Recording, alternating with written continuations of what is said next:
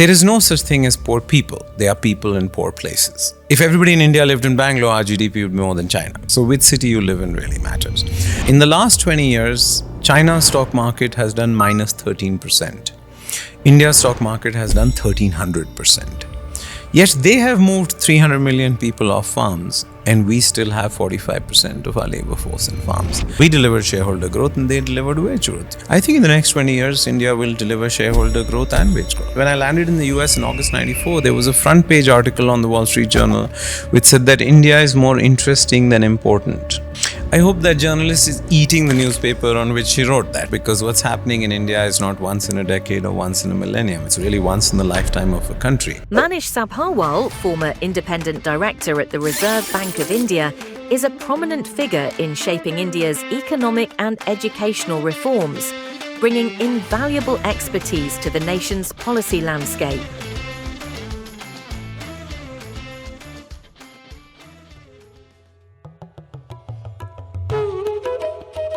Thank you so much for joining us, Manish. It's such a pleasure to always talk to you. Reflecting on India's journey, it's been quite the 10 years, and even beyond that, we've overcome a lot of struggle. Liberalization came late, and the reforms also, some of them were introduced in such a manner that people had to get a hang of it. The digitization came much later. But looking back at India's journey, what are your key takeaways, if you will? So obviously 1999 wasn't enough, because decades of socialism meant our labor was handicapped without capital and our capital was handicapped without labor. And so the notion that, we disrupted with the past is only partially true. We did not tackle education in 1991. We didn't tackle banking. We didn't tackle formalization.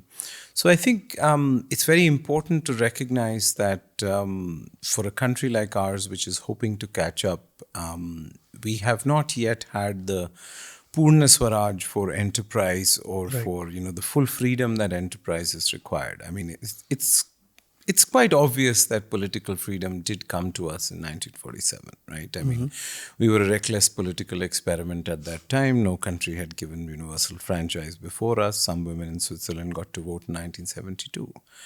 3 million people in India win an election, 22 million people stand for an election. So obviously the difference between India and Pakistan is that we have created the world's largest democracy on a very relatively hierarchical society. So I think that was an accomplishment. But we didn't combine that mass democracy with mass prosperity.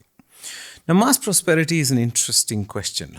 How do you create mass prosperity? I think fiscal and monetary policy has been oversold. After spending a few years on the RBI board, it's not clear to me whether monetary policy is a placebo or a painkiller or a steroid. It's definitely not a medicine. Right. And if fiscal deficits could make countries rich, why would any country bother being poor? So I think one of the things that happened after 1991, we oversold fiscal and monetary policy. The role of the state shifted from control to spending. I agree that a modern state is a welfare state, but it was premature load bearing, because a sustainable welfare state is financed by taxes, not by debt. Right. So I think the churning that began in 1991 was important, but over the last 10 years, we finally recognized, in my mind, a case I've been making for a long time, that our problem was not jobs, it was wages. And that's a very important diagnosis, because if you think our problem is jobs, you'll throw money from helicopters, which is fiscal monetary policy. You'll mandate a 3-day work week, which is stringent labor laws. Yeah. And you'll take away people's shovels and give them spoons to dig with, right? Because productivity doesn't matter. If people are just hungry, then you've got to do emergency measures. But if you think the problem is wages, it's much more complicated, because you can't mandate higher wages. Wages are sort of productivity. So I think that the challenge for us with the earlier round of reforms was we were not praying to one God, which is wages, and therefore we were not thinking about productivity in the 5 ways that I think we should. There are many questions that come to my mind, but let me begin with this. You see a sense of hope because India's adopting corrective measures. We've somehow, we are going on the right path. But then you see a return of populism, not even socialism. You see that the capex spending on, say, infrastructure is going down in many states. So how do you navigate through these troubled waters, especially? And do you think that this trend is set and that the template for welfareism will somehow remain in the years to come? I mean, a modern state is a welfare state, right? I mean, Hobbes used to say lives were nasty, brutish, and short. I think the definition of teamwork is really important. See, Yeah. the government has an execution deficit, the private sector has a trust deficit, and non-profits have a scale deficit. And all of us look down on each other, right? People in Yeah. the private sector think the government is corrupt or incompetent. The government thinks private sector guys are all chores, or, they can't focus on anything other than their nose and they're selfish. And while non-profits are so sort of sanctimonious or holier than thou that they actually don't get as much done as they should have. But this is a silly debate. I think that any great economy and great society, or let's say any strong economy and society, right? That's what we aim to be. My favorite poet is Ramdhari Singh Dinkar. He says, Shama shobhati us bhujang ko jiske paas garal ho, right? Only the powerful can be kind, benevolent, and generous, right? I mean, the weak can't be kind, benevolent, and generous. So I think if we want to be strong, we should have a private sector that works with the government and the government that works with the social sector or non-profit sector in ways that haven't fully happened in the past. So I think populism is really arising from this expectation from society and from the economy, which is sort of unrealistic in the short run. You want to jump to being a developed nation. That's not going to happen through populism. Right. If the patient is in the ICU, you don't ask him to lose weight or quit smoking. You do something. But it's unclear to me that if the patient is in the ICU for 30 years or 40 years, that, triage always helps. Right. At some point, we have to think about any of these. So I think this populism, which has been developed or let's say weaponized by state governments, at the same time, while in 2018 the federal government was very fiscally disciplined, Right. while much of the world was not. But since COVID, many state governments have sort of discovered that short-term populism is maybe working. Now, it's still early to say. We're starting to see some counter trends. Even if we're not seeing counter trends, we're just starting to see states hit their debt ceilings. Yeah. Thankfully, the Constitution does have a hard shot. There can be some fudging by taking some debt off balance sheet, like to state electricity boards or to stuff like that. But there is really not that much. It's not like China, where state governments and local governments have been able to borrow 3 or 4 times the federal government, right? So when you think about China, you worry about debt not at the central level, but at the state level.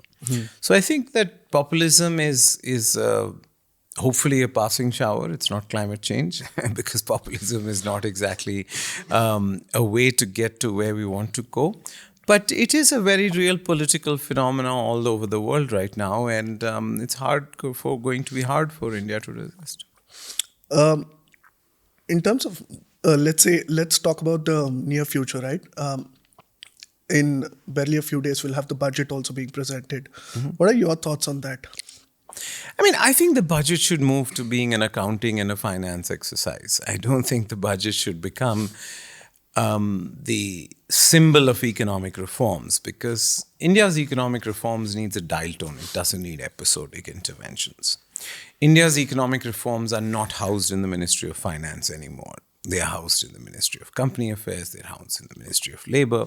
So if you think about in the first 5 or 10 years of when I started my company, there were probably 5 or 6 global board meetings which used to come and ask me they would do their global board meeting here and they would say, explain India's people supply chain, we want to set up India.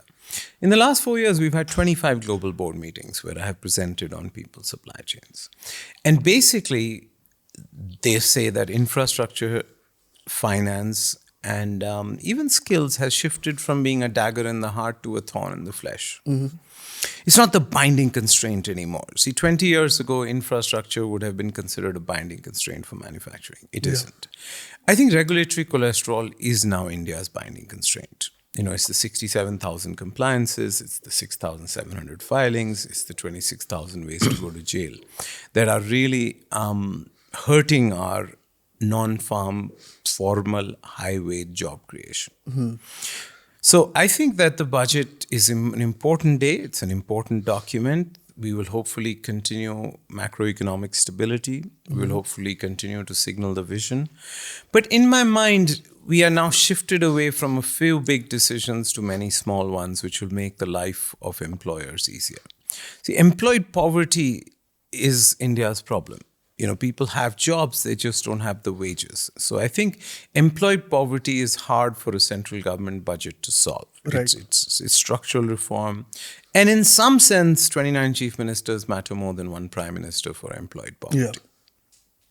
So, in terms of ease of doing business, I think it's the general sentiment is that India has moved up several notches on that front, but the challenges do remain. You hear many industry experts often raising certain relevant comments on platforms like Twitter. So, what work is there left in terms of, say, direct government intervention where they could take note of certain shortcomings on that front? I mean, ease of doing business is three things now. It is rationalize the regulatory cholesterol, it is digitize the regulatory cholesterol, and it is decriminalize the regulatory cholesterol. See, the regulatory cholesterol is not an abstract term. I used to use the word in abstract ways for 10 years before somebody in the government asked me to make it more specific, and we did. So we gave them a list of 67,000 compliances, the 26,000 ways to go to jail, and 6,700. 50% of them are at state levels, but 50% of them still in some ways are available at the center. Digitize is very easy because it's the lowest hanging fruit because India has world-leading digital public infrastructure. Now, we just need to add compliance and reg tech to that digital public infrastructure. Why not an enterprise DigiLocker? We're now seeing moves on that. Why not a single enterprise number? We're now seeing some moves on that. But essentially, the concept of the digital public infrastructure, which has revolutionized payments, which revolutionized COVID vaccine certificates, which revolutionized airport entry, can very easily be applied to compliance and laws. And I think that would be the lowest hanging fruit. I think decriminalize is very important and accepted. But Jan Vishwas 1 was quite a disappointment, right? Because there were only 50 employer provisions decriminalized. Yeah. And that was because of the methodology adopted. The central government asked ministries to surrender what they have. Now, nobody cuts the tree they're sitting on. Bureaucrats are not going to release because what is power in government? Funds, functions, and functionaries. This is both decriminal provisions are funds, functions, and functionaries. In fact, when I listed the 26,000 ways to jail, many people got upset in the government and they said, well, no CEO is in jail. Well, I said, one of my favorite lines in the Vishnu Sahasranam roughly translates to why did God create fear? So that he could take it away. So I think if no CEO is in jail and we have 26,000 ways to jail, essentially there's corruption going on because jail is the ultimate punishment you can give. So it creates transmission losses between how the law is written, interpreted, practiced, and enforced. And so I think we should have a Jan Vishwas 2, which should list, I call it reversing the gaze. We should list the 5 ways that an employer can go to jail. And we should eliminate everything else. So now it's time for the central government to say Jan Vishwas 2 will be done very differently from Jan Vishwas 1. We will specify the 5 reasons you can go to jail, harm to others, fraud, a few other things. And for silly things like tuna not being there in your factory, your canteen committee not being there, late filing of stuff, you should make it civil provisions. So I think Jan Vishwas 2 would be on decriminalize. Adopting DPI to red tech would be for digitize, and rationalize would be at some point we have to cut the 67,000 compliances. Rationalize is the most complicated because in my mind, rationalize is now equal to civil service reform. It's not the 6,700 IAS officers, though they can be problematic too. It's the 25 million civil servants in India, right? They have 3 poisonous philosophies in their minds. One is prohibited till permitted. The other is drunk driving is an argument against cars. If they're drunk drivers on the road, you don't ban cars, you fix the drunk drivers. And the third is sort of bureaucrats are too big for small things and too small for big things, right? You go to them with labor reform, they say, "Alay, sir, go to parliament, why are you coming to me?" If you go to them with some small corrupt inspector or some chalan problem or some other problem, they'll say, "Hey, go to that clerk 1,000 miles away." So bureaucrats are sort of this mezzanine layer, which is not really helping us. Right. And so I think rationalize will also have to start with we don't need 75 ministries in Delhi. We need 25. Right. We don't need 250 people with the rank of Secretary to Government of India in Delhi. We need 25. Maybe you need a Doge in India? We needed a Doge in India 50 years ago. So the best time to start was yesterday. The second best time is today. But I don't think a Doge is a particularly unique idea. And every country has a political context. But we do need civil service reform, because civil service reform now equals ease of doing business. There is a mentality of the prior civil service, which I think holds Indian business back, and therefore it holds India back. Now, being in a profession where, say, you'll have to interact with thousands of people because you're essentially also employing them for different companies, you're placing them in extremely important positions. So you understand psychology very well. You understand why skills matter, especially since there is a direct correlation between education and employment. You still see a lot of good companies, enterprises complain about the skill gap still being there. So something as basic as skill education, although the government has been talking much about it, what work do you think is left on that front?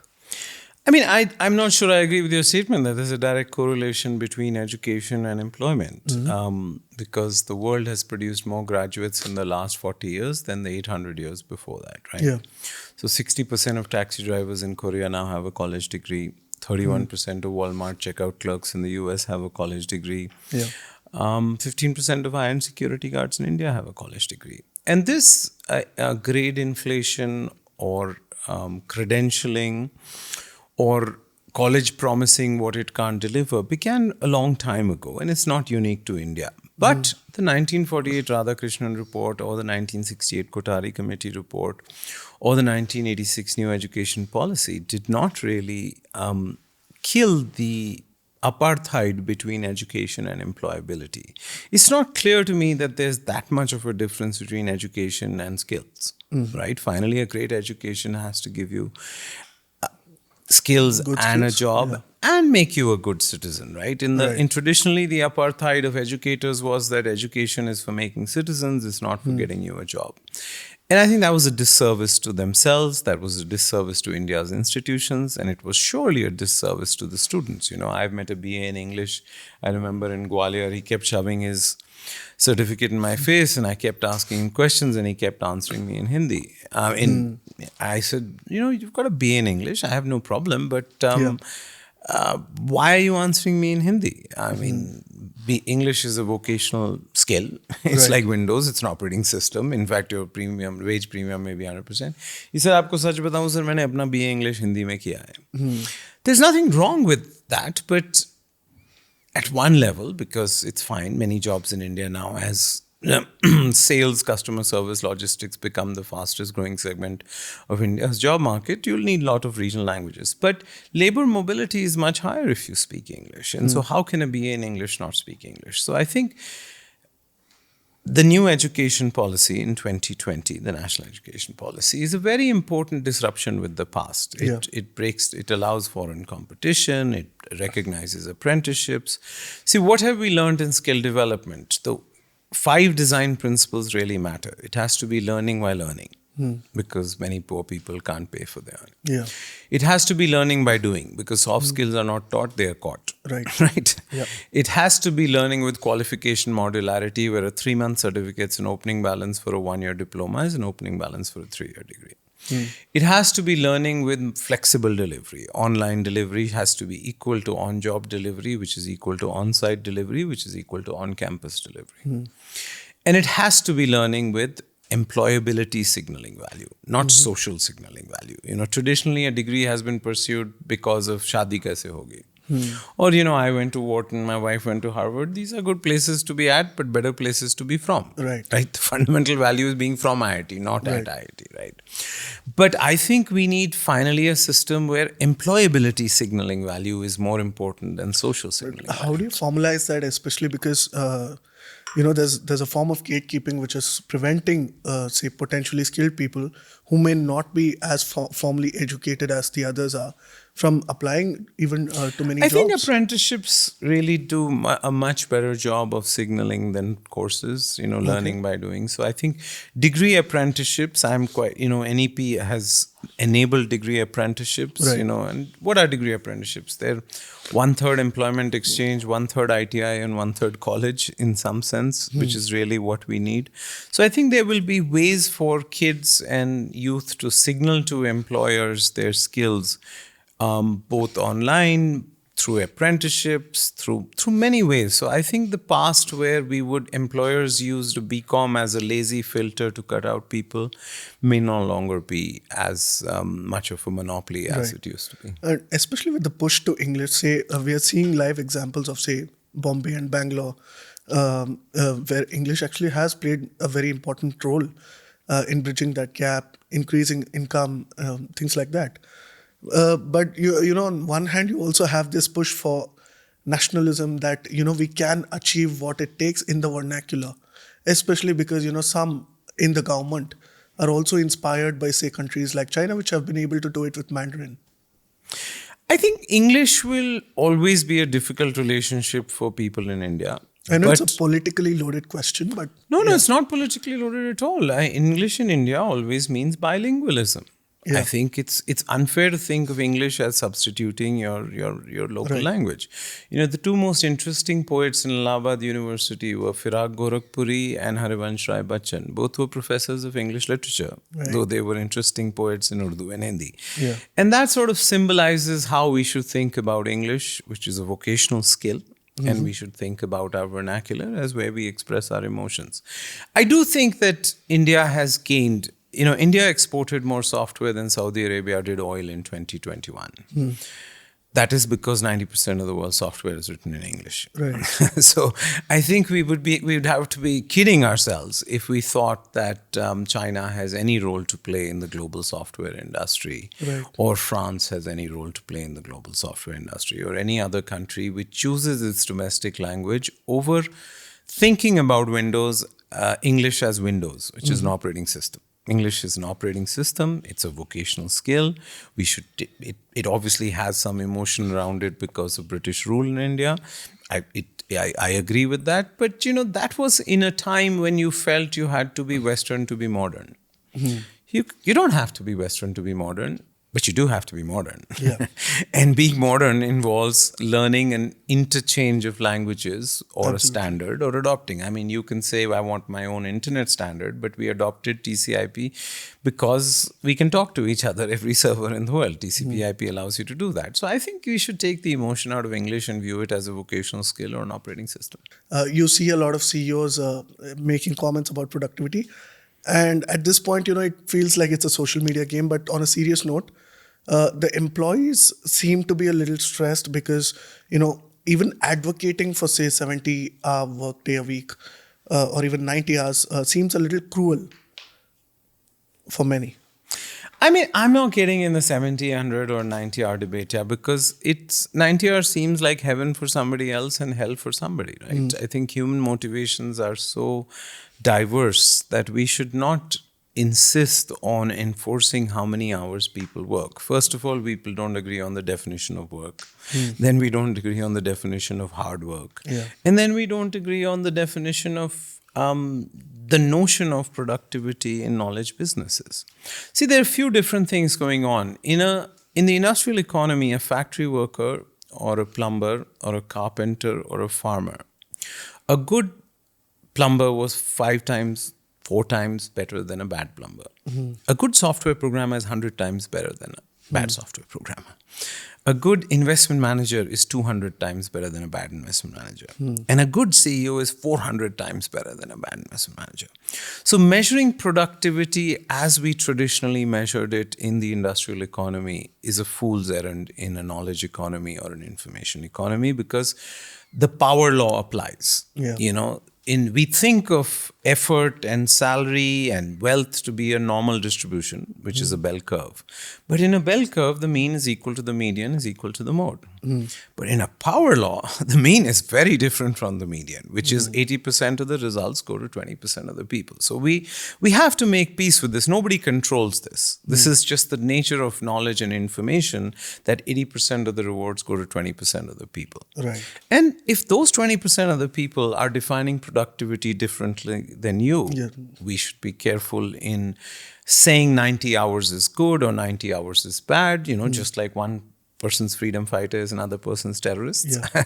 I think we should let people's 90 hours or 80 hours or 70 hours be heaven or hell for them, right? Yeah. I would go with the Jain philosophy of Syadvad, which is the doctrine of maybe, or Anekantavad, which is the multiple-sidedness of truth. Let people make their own decisions. But productivity is a really serious issue at 5 levels for India. And that's what I think public policy should focus on, rather than getting into this clownish debates of number of hours. It is productive. There is no such thing as poor people. They are people in poor places, right? The same electrician from Balasore moves to Lucknow in Odisha, moves to Lucknow, gets 2 times more salary, moves to Bangalore, gets 4 times more salary, moves to Dubai, gets 8 times more salary, and moves to Switzerland, gets 25 times more salary. Yeah. It's the same damn electrician with the same skills. I'm not talking about a skill upgrade here. So there's no the pathology is not at the level of the individual, right? It is at the level of the place. Now there are 2 physical places and there are 3 conceptual places. The 2 physical places are obvious. They are which state you live in and which city you live in. So I live in Karnataka. My parents live in UP.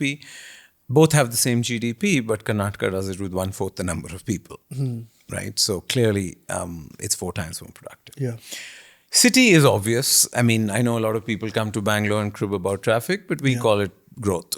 Right. 25 years ago, we didn't have this much traffic. It's probably one of the only cities in India where any kid from any skill, from anywhere in India, can come to Bangalore and get a job within a week. Make it a right? life. You can make it. So if everybody in India lived in Bangalore, our GDP would be more than China. Right? Because India's GDP is $2,500. Bangalore's GDP per capita is $12,500. So which city you live in really matters. But these are the only 2 physical spaces. The other 3 spaces are which sector you work in, which firm you work in, and which skill you have. See, IT is a rounding error in India's labor market, 0.8%, but it's 8% of GDP. There's also this debate about, say, our infrastructure actually being inadequate to, say, the rising demands. Because we do have Bombay, Bangalore, and it has its own set of problems. You have your NCR, but why aren't we focusing on, say, a Kanpur, which already has textile industries, or a Patiala, which has its sports industries already in place?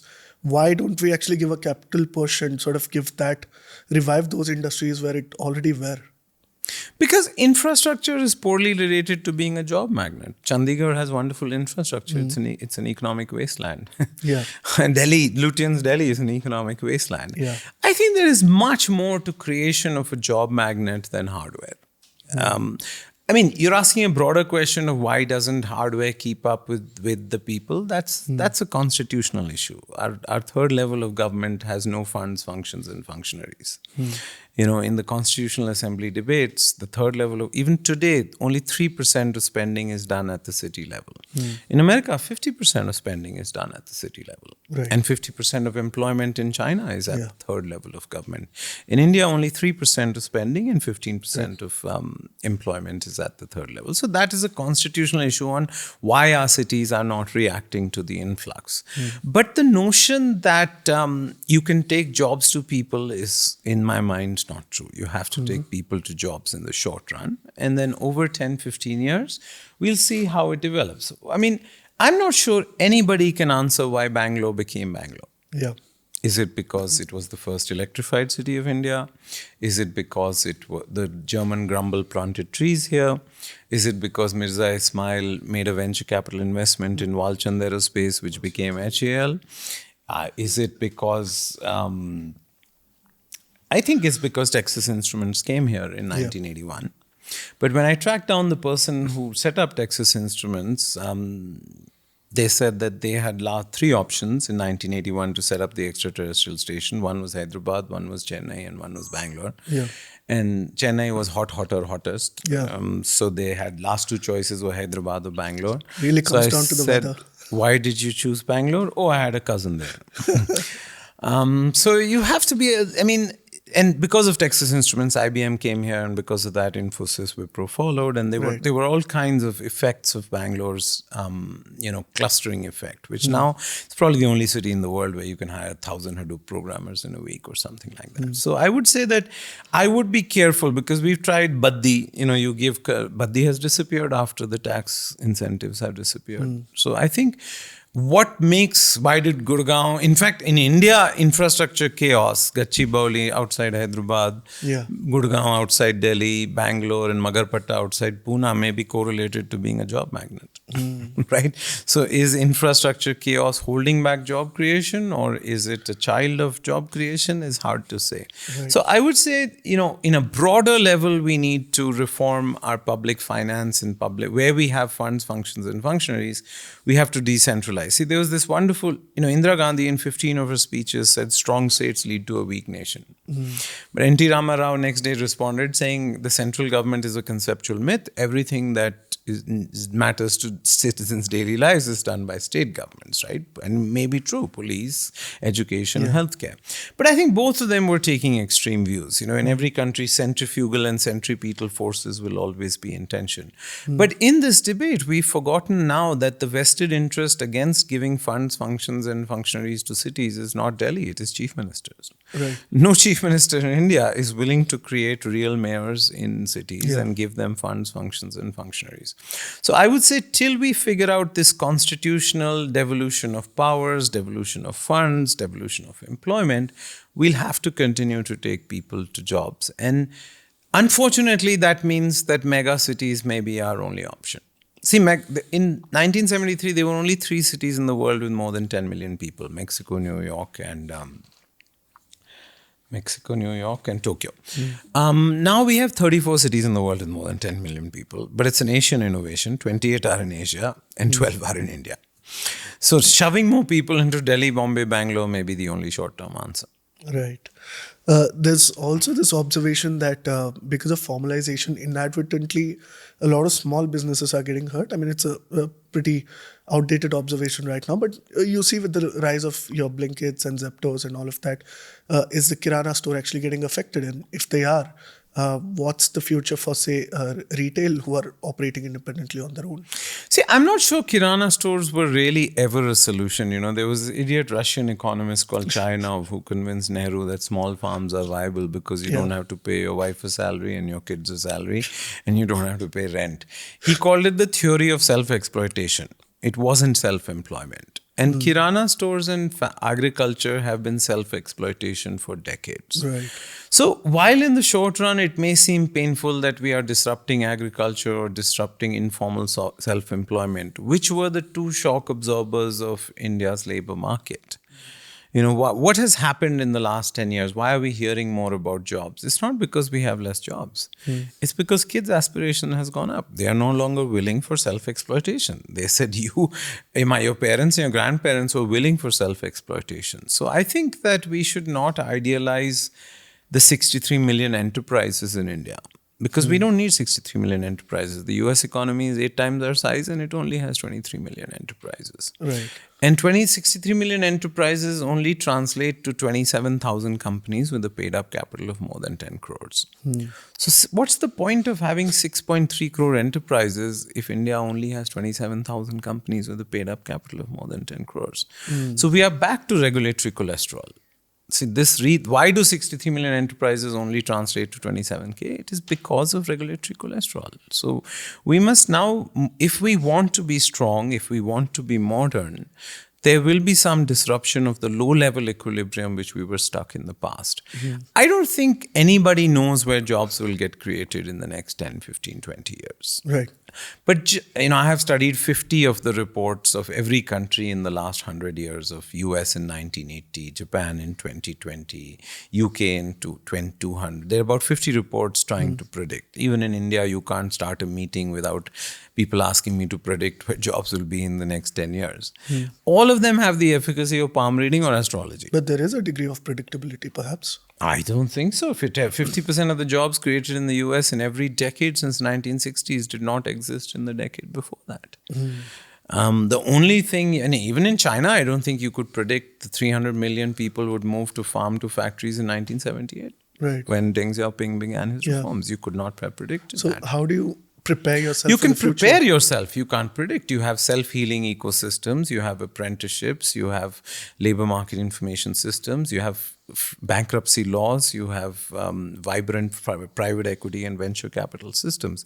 See, ecosystems have to be self-healing. What was the problem with the 1955 Avadi resolution? Mahalanobis thought of the economy as a machine. Yeah. He thought he was an engineer who believed that, you could write algorithms or you could write programs to it. Complex adaptive systems have heuristics because things evolve in response to what happens. So I would say that to make the Indian economy self-healing, we need more formalization, urbanization, industrialization, financialization, and human capital. And there is absolutely no way to predict where jobs will be. But if you have a self-healing ecosystem of skills with lots of apprenticeships, with lots of connectivity between degrees and diplomas, between multiple classrooms, using the 5 design principles I talked about, if you have more formalization with lower regulatory cholesterol, if you have more urbanization with not the 52 cities in India which we have of more than 1 million people, but the 200 cities with more than 1 million people. If you have more than 11% of our labor force working in manufacturing, we won't get to 30, 40, which rich countries peaked at. But 11% in manufacturing is the wrong number if we get to 18%. So I think making India's economy self-healing is much more important than predicting where jobs Get the will be. levers in place, make sure it's healthy, it's running. Yeah, I don't think you could target 25% of India's jobs in manufacturing. Right. But if we do labor law reform, if we do infrastructure, and Xi Jinping gets a 4th term and he gets a life term, he's our biggest ally for factories moving from China to India. See, right now India has a bunch of luck also headed our way.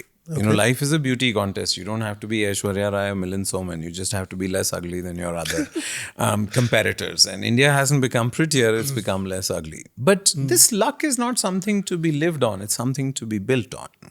So I think now that we have luck, if we do better urbanization, formalization, industrialization, financialization, and human capital, I have no doubt we could move 200, 300 million people from farm to non-farm employment. See, 20 years ago, you could not have predicted. In the last 20 years, China's stock market has done minus 13%. Yeah. India's stock market has done 1,300%. Yet they have moved 300 million people off farms, and we still have 45% of our labor force in farms. It's quite intriguing to me, and hopefully some economic historians will think about this, that why did an autocracy not deliver shareholder returns and a democracy not deliver wage growth? They delivered shareholder growth, we delivered shareholder growth, and they delivered wage growth. Your intuition would be the opposite, that in a democracy where politicians have to seek votes, they would focus much more on wage growth, but we have delivered shareholder growth. But one is not contradictory to the other. India, just like I think it was a mistake of the 1955 resolution that let us deliver mass democracy, but not deliver mass prosperity. I think in the next 20 years, India will deliver shareholder growth and wage growth. We may not be able to predict the future, but can we predict what problems we may perhaps have? Because right now we have a very young working population, but even that population is going to get old at some point, 10, 15, 20 years down the line. What are the kind of problems that we need to be prepared for? And also, while we're on that upward trajectory, ascent, how do we encourage the participation of, say, much more skilled Indians who are now living abroad, but perhaps want to see that chance of coming back and contributing in India? But I'm not sure. I think the problems which we have are so obvious Is that we it don't too need to worry aspirational? about future problems. No, I mean, middle income trap is $8,000 away. No, तो अभी middle income trap का क्या हो रहा है? AI, ML. What is the nightmare of AI and ML in the US? That 40% of the labor force will generate 14% of GDP. Yeah. हमारा क्या बिगाड़ लोगे? We are already there. Right. 40% of our labor force is already generating. So I would say let's be careful in, this navel gazing about which future problems will hit us. It's like, that US new health secretary is worried about, chronic diseases and saying you don't take vaccines. I mean, you're unlikely to die of cancer at 50 if you die of polio at 5. Right? So let's not focus on the higher order problems right now. I think the reform agenda is full for India. We have to make a more fertile habitat for high wage, private, non-farm job creation. It's not an engineering problem. Why? Like big people like us, now I have, 4.5 lakh employees, don't care about the regulatory cholesterol because I have 150 guys in regulatory affairs who handle the regulatory cholesterol. Right. But it affects the small guys. Yeah. All politicians, all policymakers love MSMEs. Yet the biggest gift you can give MSMEs is not credit, it is lower regulatory cholesterol. And everybody focuses on credit for MSMEs, everybody gives lip sync, but the best gift you can give MSMEs is regulatory cholesterol. Today they are tortured by the battery of inspectors, by the inconsistent applications of laws, by essentially the rule being, show me the person, I'll show you the rule. Right. What is development? Development is moving from deals to rules. Yeah. In India, if you follow a rule, you feel like you missed a deal. You should have called somebody, we're gonna do this. That's very inefficient. We should move. So I think in the short run, our agenda for making India a more fertile habitat for non-farm, private, formal job creation is a really big task. It's obvious what we need to do about it. We should get it done. In the long run, these broader forces of, is manufacturing becoming less labor intensive? Is AI and ML going to destroy jobs? We don't know whether AI ML will make low skilled people to the median skill or whether it will make superstars uncatchable. There are two possible outcomes. AI ML could be a gift to low skilled people because suddenly if you haven't learned to write well, Grammarly can write very well for you. Yeah. But it could also make superstars uncatchable. So I think, trying to predict the future is really not essential for good policy making, actually. This is, this is a myth that technocrats have, that, you have to predict the future and then you have to. I think at the level that we are so far from the production frontier and the productivity frontier in India right now, there's 100 rupees lying on the road. I mean, why are you worried about 1,000 rupees 20 miles down the road, right? I mean, I think we should just do what is in front of us. And we have a bunch of luck. We do have a great opening balance. No economist would predict that every American would be eating 5 made in India pills every day. Yeah. India's generic industry produces 200 billion pills a year. So on average, an American, and imagine the trust. We haven't been able to get manufacturing right, yet we've convinced Americans to put something in their mouth made in India 5 times a day. So an economist would not predict that India would have exported more software than Saudi Arabia did oil. So I think that given the luck, which is the China luck, the changes in the world of work luck, the digitization super cycle luck, the new world of education luck, combining with the skills that we have, which is a world-class pharma and software industry, which are throwing off globally experienced managers through the GCC phenomena, which is creating wonderful alumni for Indian companies. And the main skill now for Indians is that our entrepreneurs have learned to distinguish between their shareholder role, their board member role, and their executive role. See, in the past, Indian entrepreneurs thought all those 3 roles were guaranteed for life and permanent. But now, many Indian entrepreneurs are saying, I'm a shareholder and I will play my role on the board, but I'll hire a professional CEO who would be better than me. I'd rather be rich than be king. It's a good deal to make. So I think that's a form of technology which many Indian entrepreneurs are doing. So combine the luck with the skill, we have a bunch of choices. Right? Dumbledore tells Harry Potter in Chamber of Secrets, it is our choices more than our abilities. that reveal who we really are. So I think the choices we have are better urbanization, formalization, industrialization, and human capital. I keep coming back to those five because it's really not clear to me that fiscal and monetary policy can help as much as we think it can. There seems to be a bit of a regret, perhaps, because especially after the pandemic, Indians were hoping to catch up, especially with China and the troubles that they were facing within the house. Southeast Asia, many examples they picked up. I think some examples from Bangladesh, although right now it's quite need to be careful to comment about that. Even Bangladesh went ahead substantially in certain metrics. Did we actually lose that opportunity, Manishji? I mean, I don't think so. See, my view of life is consistently warm beats hot or cold. I don't think India will ever. I remember on our IPO roadshow, there was a particularly difficult investor about 8 years ago who said, exactly 10 years ago, the Chinese economy was the same size as the Indian economy is today, but they were growing at 13% and you're growing at 7%. What do you have to explain the difference? I said, look, we finally have a number. 6% is the fixed cost of democracy. Right. I was being glib, but India will never be 13%. It's not the nature. It's not our fitrat in some sense. It's a fix.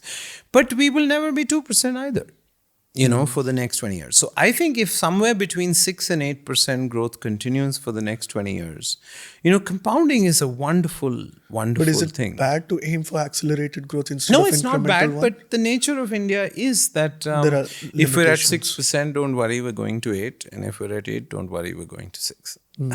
Is my view of the world. And I think if we do this for 30 years, we will be just fine.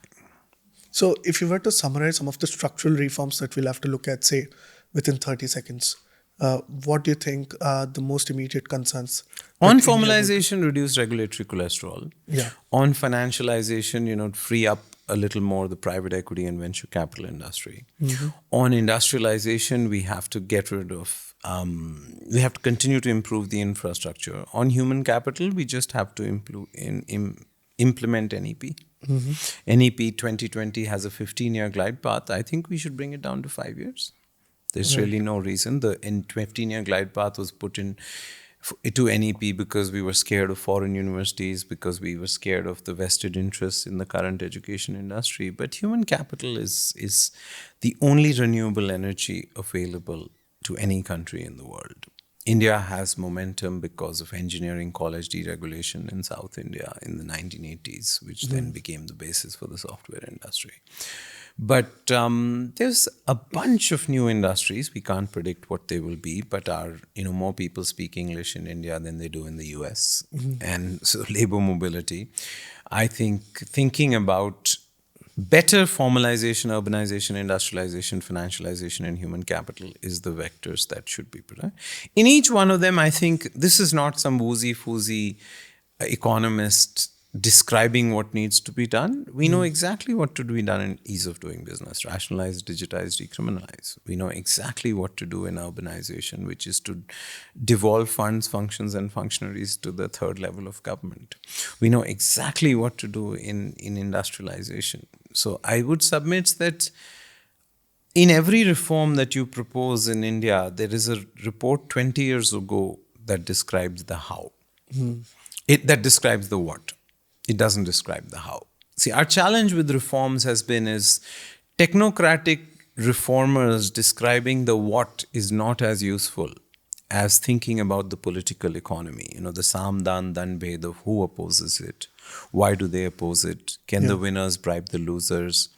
So I think life is second best at best is not something most technocrats are willing to accept. So I would submit that instead of trying to aim for sort of perfect reforms, we just keep reforming over time, which is why I said the budget is not as important as the dial tone of making India a more fertile habitat. The budget is important for many reasons. But if we truly want to make India a developed country, it's going to take a lot more of plumbing and prose rather than poetry and sort of fireworks. It's important in the sense that people really look up to say, the budget as a means to get their answers. Right now, there's a feeling that the taxation has increased and somehow that the middle class has been burdened, and that's the sentiment going around. So, how do you address, because it's also about the people and their participation in the larger economic process. I mean, India's tax to GDP ratio will have to go up. Now, does it go up by taxing a few people, or does it go up by taxing more people? Yeah. So does it go up by creating more enterprises? See, we are back to non-farm formal high-wage job creation. If you do that, India's tax to GDP ratio will go up. India's public services will go up, so people will feel that. And you won't have to burden a smaller crowd. I think that, fiscal policy is not a solution to India, which is, continuously borrowing or taxing a few number of people. Right. And I think a parting question would be, you look at Gift City in Gujarat or even the Queen City that's coming up in Bangalore. I think the governments are even trying to engage Indians living abroad and perhaps get the best of our innovative minds back home. Is that perhaps something that we must... I mean, India's diaspora is a unique asset for our next 20 years. But I would say it needs to go both ways. We need to take our diaspora from 13 million to 30 million. Okay. We should have a guest worker program where Indians go overseas. In fact, many countries which are aging are going to require a guest worker program. But the dependency on remittances is perhaps not... It's not a dependency. Remittances are a form of services exports, right? So taking our 120 billion to 300 billion should be objective. Taking our software exports from 250 billion to 500 billion should be an objective. Taking pharma exports from 25 billion to 100 billion should be an objective. So I think should that... be rather unemotional. Yeah, and anyway, brain drain became brain circulation. No? I mean, in some sense. Every unicorn I know in India has some diaspora board member, investor or advisor. Right. And that's a form of technology in some sense, right? See, India doesn't have a shortage of land labor capital. You could give every Indian household half an acre and they would fit into Haryana and Maharashtra. We don't have a shortage of labor. 40% of our labor force is Vela. And we don't have a shortage of capital because 50% of FDI since 1947 has come in the last 7 years or 6 years. When we deserve the capital, we have the capital. So land labor capital is not the problem. It is how that land labor capital combines. Now, economists call it total factor productivity. Most humans call it technology or entrepreneurship. India's problem is technology, innovation, and entrepreneurship. It is not factor market. So I think regulatory cholesterol holds that entrepreneurship back. First generation entrepreneurs like me, my dad was in the police, could not have set up both our companies unless private equity and venture capital had given me the money. Because in my dad's mind, only rich people can start companies because you start company with your own money. But I suddenly learned you can start companies with other people's money. Correct. And that's a very old form of technology all over the room world. For risk there. Yeah, so I think that for us in the next 25 years, it's a very unique time, And when I landed in the US in August 94, there was a front page article on the Wall Street Journal which said that India is more interesting than important. I hope that journalist is eating the newspaper on which he wrote that, right? Because what's happening in India is not once in a decade or once in a millennium. It's really once in the lifetime of a country. But we have to make ourselves worthy of the opportunity. The universe doesn't move on its own. You have to get up every morning and push it. And making ourselves worthy of this is within our grasp. In the past, there were geopolitics conspiring against India. There was India conspiring against India. There was economics conspiring against India. But now luck, skill, and choices are pointing in a direction that we really have a shot in the next 20, 25 years to leave our weakness behind, to become a strong economy that can combine mass prosperity with mass democracy. My team had a particular request for me that, try to get as many one-liners as possible from Manish ji. And I think, thank you so much for giving us that. And also being a voice for the voiceless right now. No, that's good. It's always a pleasure talking to you. And this was a particularly good one, Manish ji. Okay, thank you. So We're much. all set.